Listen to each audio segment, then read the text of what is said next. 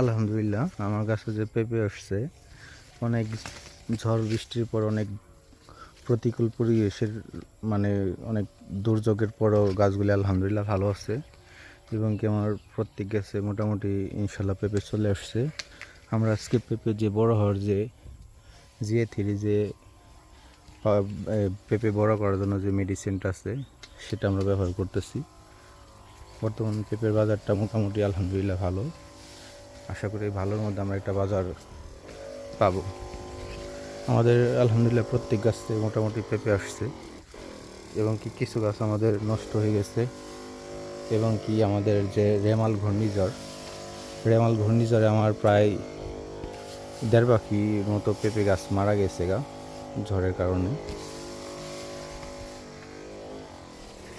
এখানে একটা জিনিস আপনারা খেয়াল করবেন, সবসময় পেঁপে গাছে যে এইভাবে ডালগুলো হয়, এই ডালগুলো আপনারা ভেঙে দেওয়ার চেষ্টা করবেন। ভেঙে দিলে হয় কি, গাছের